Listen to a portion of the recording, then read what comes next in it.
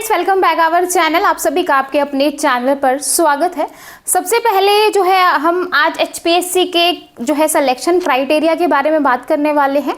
जैसा कि आप सभी को पता है कि एचपीएससी ने जो एग्जाम का पैटर्न है विड्रॉल कर लिया है, तो जो है सिलेक्शन क्राइटेरिया बताने से पहले जो बच्चे सब्जेक्टिव के अगेंस्ट हैं, यानी कि जो बच्चे चाहते हैं कि हमारा पेपर सब्जेक्टिव ना हो, तो वो एनएस क्लासेस के टेलीग्राम चैनल को ज्वाइन कर सकता है। वहाँ पे ग्रुप का लिंक है। आप बाकी बच्चों के साथ जाके जो है अगर आप हो इस चीज़ के खिलाफ तो जो है वहाँ पे ग्रुप में जुड़ के बाकी बच्चों का साथ दे सकते हो। ठीक है, तो चलिए भाई क्लास को शुरू कर लेते हैं। बहुत सारे पॉइंट्स डिस्कस करने वाले हैं।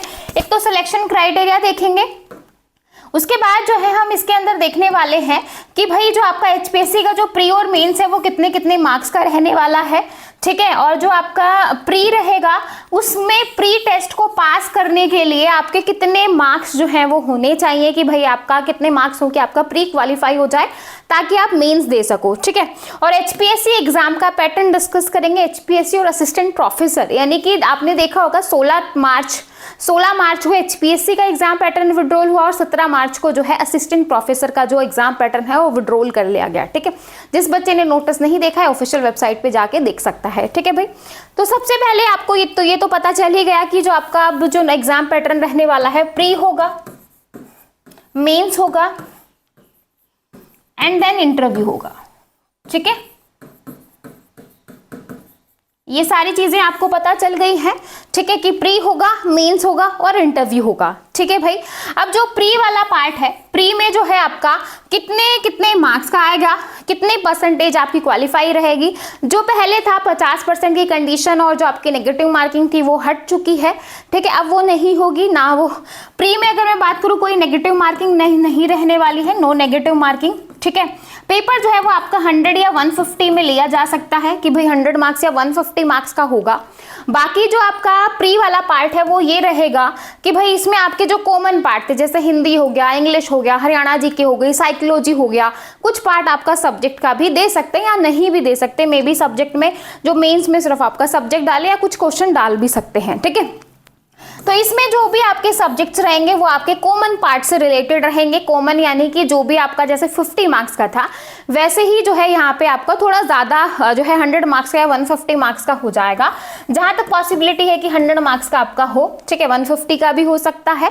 अब इसमें सारे आपके कॉमन जो आपके जो है सब्जेक्ट्स है वो आ जाएंगे और इसमें जो आपका क्वालिफाइंग क्राइटेरिया होगा वो 25 से 30% का होगा। यानी कि आपको अगर 100 नंबर आ रहे हैं तो 25 या 30 नंबर वाला जो है वो प्री वाले एग्जाम को क्वालिफाई कर लेगा और जो है वो नेक्स्ट मेंस की तरफ बढ़ जाएगा। ठीक है, प्री वाला पार्ट जो है वो ओनली क्वालिफाइंग होगा। जो फाइनल मेरिट बनेगी वो आपके मेंस और इंटरव्यू को लेके बनेगी। मेंस और इंटरव्यू का अगेन फंडा जो है वही रहने वाला 87.5 और 12.5 जैसा कि आपका वहां पे था। ठीक है भाई, तो 87.5। अब यहाँ पे जो ये वाला जो पार्ट है, जो प्री वाला पार्ट है वो आपका आप सभी को पता है कि ऑब्जेक्टिव रहने वाला है। ये वाला पार्ट आपका ऑब्जेक्टिव रहेगा। ठीक है, और ये वाला पार्ट आपका सब्जेक्टिव रहेगा। ठीक है भाई, वैसे हम इस पैटर्न से तो बिल्कुल देखो भाई खुश तो क्या ही हो, क्योंकि 2-3 महीने से हम नए पैटर्न पे काम कर रहे थे। उससे पहले 2 से 3 साल हम दूसरे पैटर्न पे काम कर रहे थे। देखो खुशी तो किसी को भी नहीं है, लेकिन वही है, मेहनत तो करनी है, चीजें तो आपको करनी है। हाँ, हम जो है अपनी बिहाफ पे जितनी चीजें हो सकती हैं, जितनी पॉसिबिलिटी हो सकती है उतनी अपन कर रहे हैं। तो जो है आप भी इस मुहिम में जुड़ना चाहते हैं या सब्जेक्ट के खिलाफ आना चाहते हैं, जो भी चीजें हैं, अगर आप चाहते हो कि भाई ये चीजें गलत हो रही हैं तो आप बाकी बच्चों के साथ जुड़ के अपने भी जो है गवर्नमेंट के साथ अपने विचार रख सकते हो। ठीक है, लेकिन फिर भी वही है कि भाई चीजें अगर होंगी तो एग्जाम तो आपको देना पड़ेगा। एग्जाम देना पड़ेगा तो भाई काम तो करना पड़ेगा। ठीक है, इसलिए भाई पूरा खाली बैठ के भी नहीं रह सकते। ठीक है, तो मेंस आपका ऑब्जेक्टिव रहने वाला है। कॉमन चीजें आएंगी 25 से 30% में आपका जो है प्री वाला एग्जाम क्वालिफाई हो जाएगा। उसके बाद ये वाला पार्ट पूरा आपका डिस्क्रिप्टिव रहेगा। यहाँ पे आपका ऑब्जेक्टिव का कोई फंडा नहीं है। अब ये जो पैटर्न है, जहां तक हो सकता है कि जो आपका नेट में जो है फॉलो किया जाता था 2012 से पहले, अगर आपने देखा होगा 2012 में फर्स्ट टाइम आपका जो है ऑब्जेक्टिव टाइप क्वेश्चंस आए थे। उससे पहले जो है आपका कुछ पार्ट आपका ऑब्जेक्टिव रहता था और कुछ आपका सब्जेक्टिव रहता था। ठीक है भाई, तो पेपर 3rd होता था वो आपका पूरा सब्जेक्टिव यानी कि डिस्क्रिप्टिव होता था। वहां पे आपको आंसर राइटिंग करके आनी होती थी। तो कहीं ना कहीं अब आपको अपनी राइटिंग को बहुत अच्छा करना पड़ेगा। सबसे पहले मुझे जो है मेरी राइटिंग खुद बहुत खराब है, ठीक है। तो भाई जो बच्चे काफ़ी लंबे समय से छूट गए हैं इन सारी चीज़ों से, तो आप अपनी राइटिंग को सुधार लीजिए, ठीक है भाई। क्योंकि अगर हमें पढ़ाना है, समझाना है, चीज़ों को करके दिखाना है, तो पहले जो है हर किसी को इम्प्रूवमेंट करना है तो करना ही पड़ेगा, ठीक है, चांस नहीं है कुछ भी। तो सब्जेक्टिव में राइटिंग होगी, कुछ दे दिया जाएगा कि इतने वर्ड्स में लिखना है, जो चीज़ें भी जो भी आएगा वो पूरा पैटर्न आएगा ही। तो ये आपका सब्जेक्टिव रहेगा, 87.5 मार्क्स का आपका ये रहने वाला है, ठीक है। अब 87.5 आपके जुड़ेंगे, जिसमें 12.5 नंबर का आपका वही इंटरव्यू रहेगा, ठीक है। फाइनल इन दोनों को मिला के आपकी मेरिट बनने वाली है। अब ये जो है ये आपका पूरा सब्जेक्ट ओरिएंटेड होगा, इसमें एक्स्ट्रा कोई चीज़ें नहीं होंगी, और फिर इंटरव्यू तो होना ही है, ठीक है। तो ये पूरा आपका जो है एग्जाम पैटर्न रहने वाला है। और फिर भी अगर आपको डाउट है या आप आना चाहते हैं तो टेलीग्राम ग्रुप को ज्वाइन कर लेना। टेलीग्राम ग्रुप जो भी NS क्लासेस के नाम से आपको मिल जाएगा। टेलीग्राम ग्रुप की अगर उसकी बात करूं तो मैं आपको NS क्लासेस, टेलीग्राम पे जाओगे NS क्लासेस डालोगे आपको मिल जाएगा, ठीक है भाई।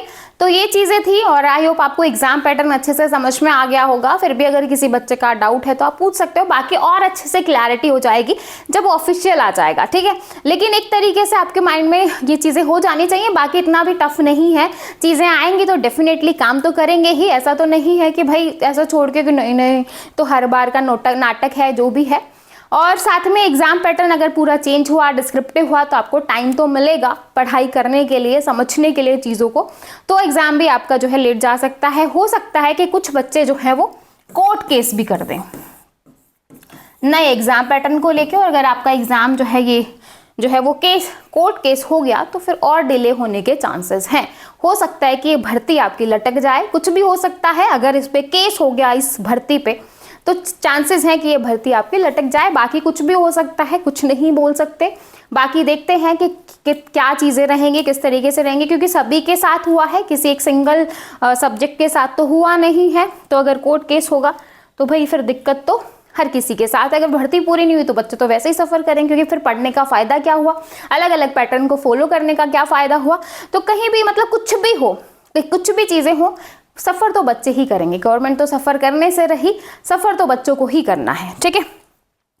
तो आई होप आपको चीज़ें समझ में आई होंगी। अगर आप चीज़ों से सेटिस्फाई करते हैं तो कमेंट सेक्शन में बता सकते हो। वीडियो अच्छी लगी हो तो लाइक शेयर जरूर करना बाकी बच्चों के साथ भी, ताकि वो भी थोड़ी सी चीज़ें समझ सकें, ठीक है। तो फिर मिलेंगे नेक्स्ट वीडियो में, तब तक के लिए bye bye, take care, thank you.